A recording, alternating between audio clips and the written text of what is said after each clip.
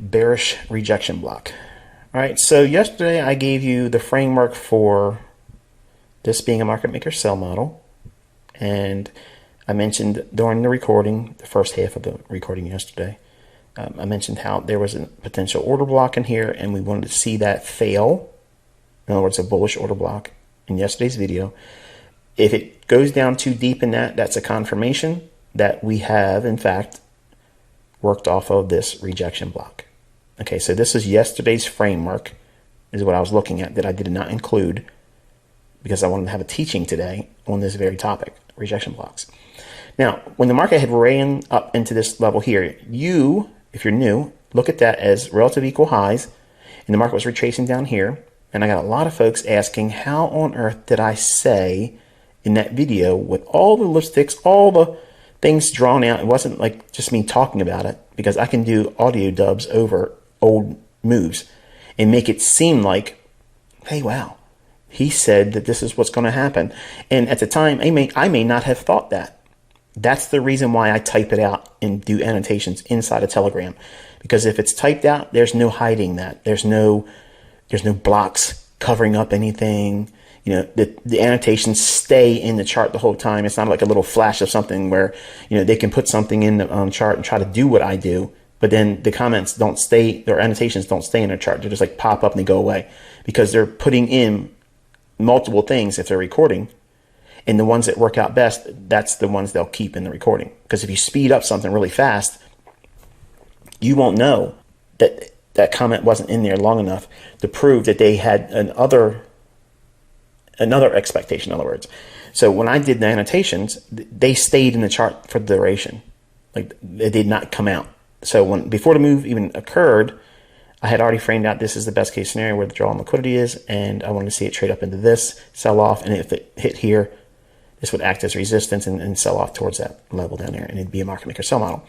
The framework for all of that was this rejection block right there. Okay, so we traded up into that level and it went down into this level here, and some of you may have looked at this imbalance and said, okay, it's rebalancing there, and now it's going to run the relative equal highs.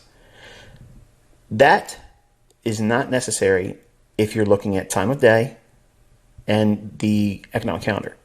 So at 8:30 yesterday, when we had PPI number for the US, we had a high impact number, and we had already ran out rejection block there, and we dug in. Then I incorporated what?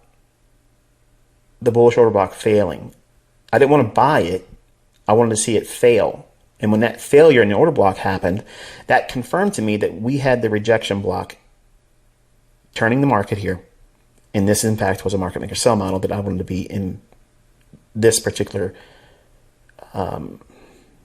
order flow and not try to expect it to go higher.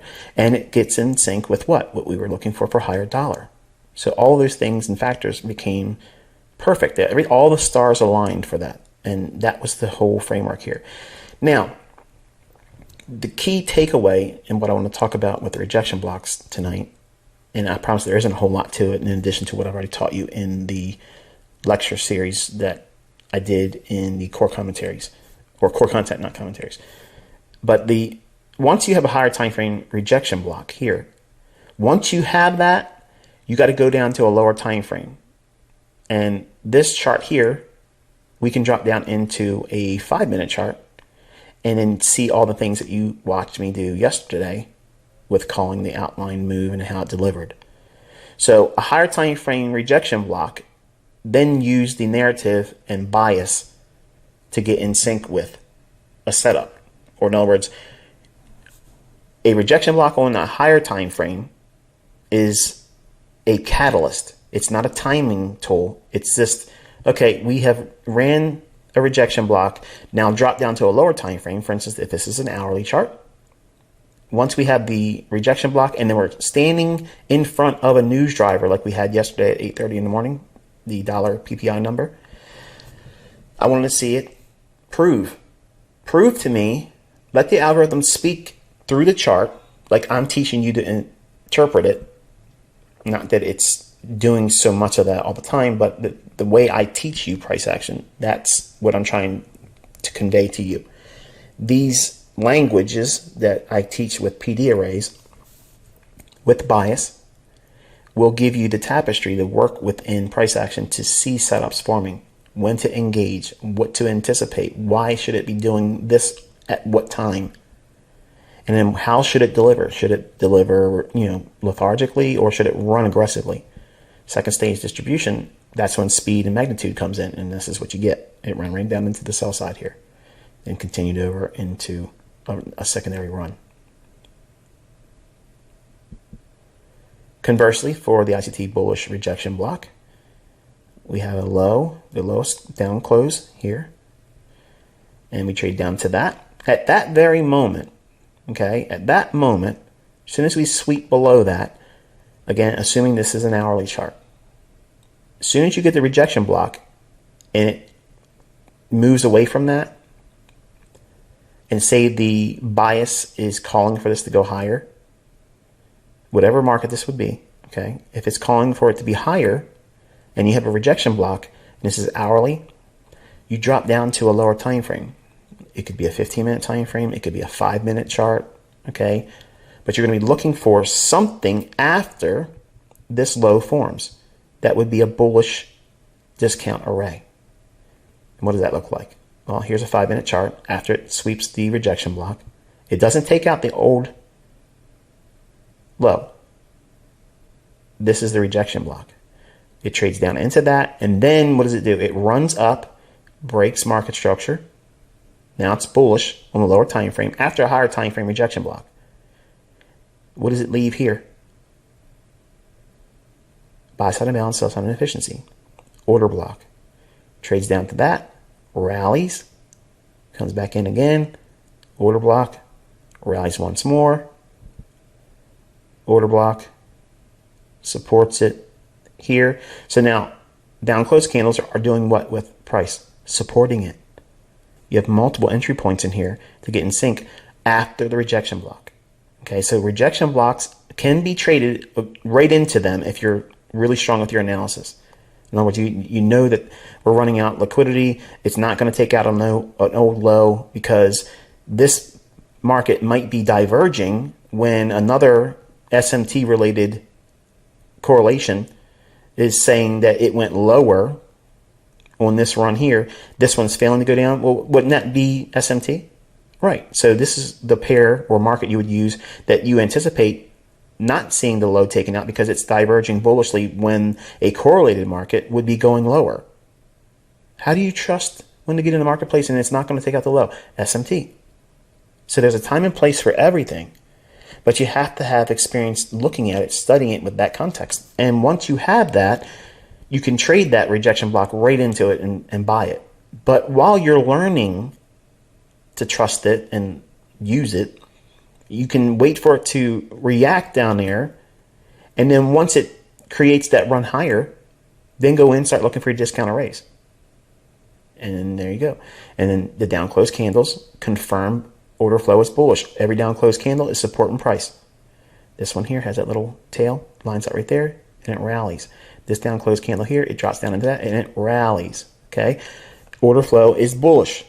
So you can take trades on this 5-minute chart framed on the hourly chart rejection block that's bullish.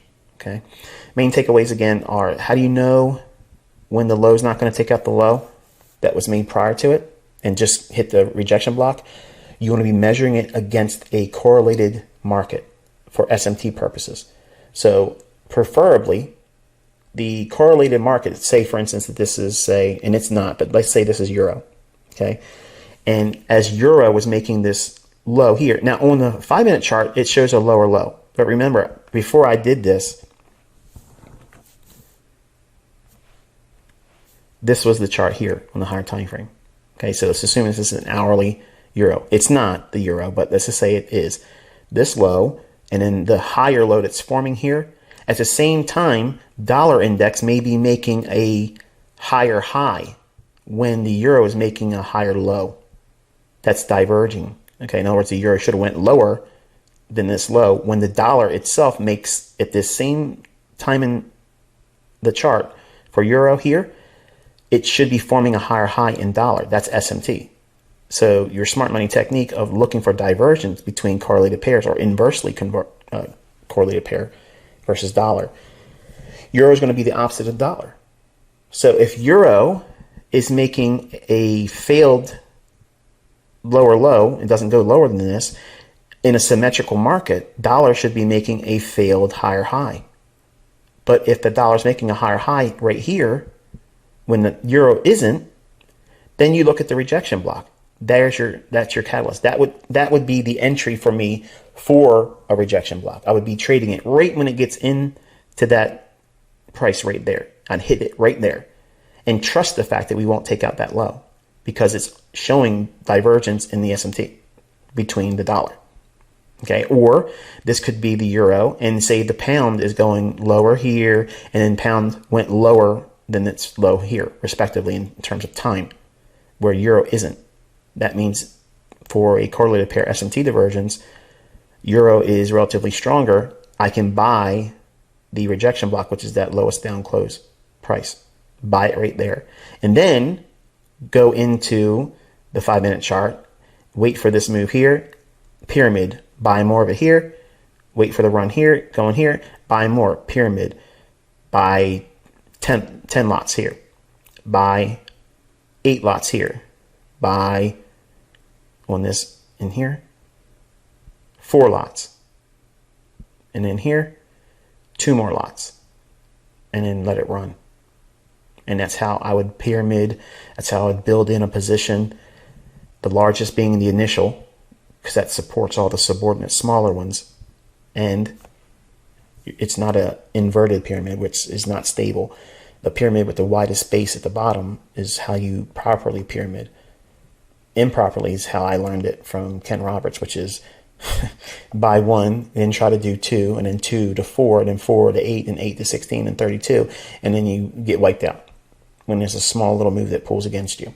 This way, if you have your largest position down here, and you break the high, you have market structure in favor for higher prices. And then you watch how all the bullish order blocks provide support, and you know order flow is bullish. And you can build in a position and pyramid that up.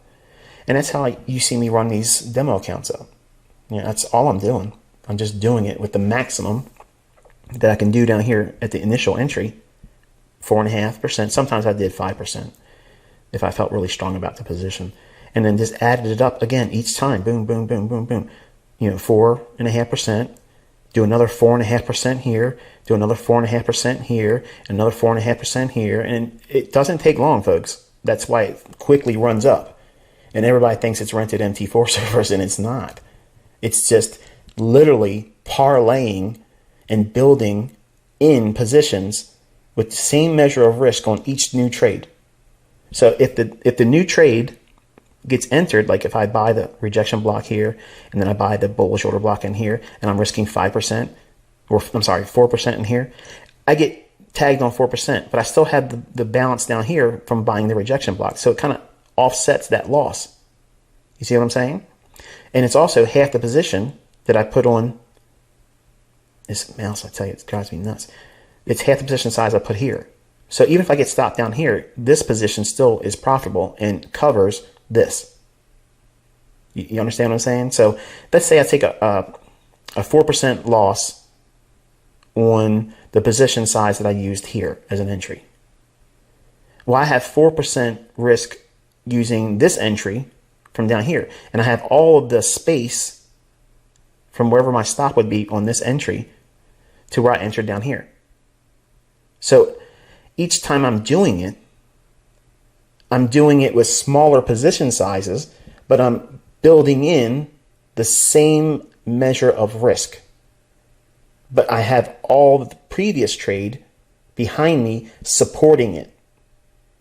That is one of the elements to my interpretation and utilization of Ralph Vince's optimal F. And I build that in. It's aggressive. It's really, really aggressive. And if you're wrong in your analysis, it will really burn you. Like, it will sting you bad. And you have to have a way to use, which is what I gave even on YouTube. You have to split your risk. So if you take a loss and you say you used 4.5% and you got burned on that, you got to trade with 2.25%. And if you burn on that, then you got to trade that in half. And you keep doing that until you make 50% of the previous largest Well, not previous larger, but the previous larger risk that you took leveraged. And once you make that back, then you're allowed to go back up to the previous leverage that you used. And if you lose again, you got to go down to, obviously, to the minimum, whatever your minimum would be for risk. And you stay there to ground you psychologically and emotionally. So that way you don't lose your mind and completely blow out the account. Because drawdown will literally bury you if you don't control yourself. But when you're on side and you're dialed in, and there's a few times a year when it's easy to get on side and really milk these positions and build them up.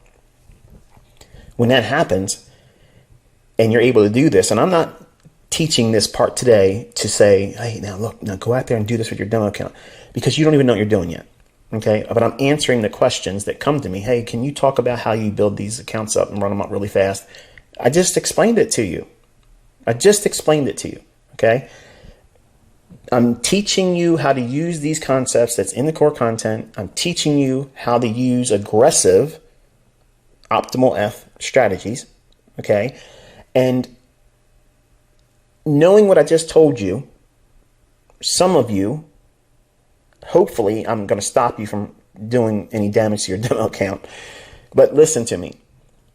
Just because you heard me explain it here and you can see it and understand it in this chart does not mean you know how to do it now. I'm going to say that once more. Just because I explained it to you and you're smiling and you're excited and you're thinking, yes, I am going out there and getting an FTMO account and I'm going to do don't. Just relax. Okay, because you have a lot of learning to do before you can see this coming and then build all that position in. Now, I have videos of me doing what I just explained on YouTube. You know, the ones I'm playing music and I'm pyramiding it up and doing all that stuff. Okay, that's exactly what I did in that video that I've never, ever taught. Now, I just taught it. Okay. This is how you win competitions. This is how you win contests. This is how you rip trolls' hearts out and squeeze the blood out of them right in their face before they drop and hit the floor. Okay? But you have to know how to do it. You have to be able to do all the things, not just this. Because showing it like this is conceptual.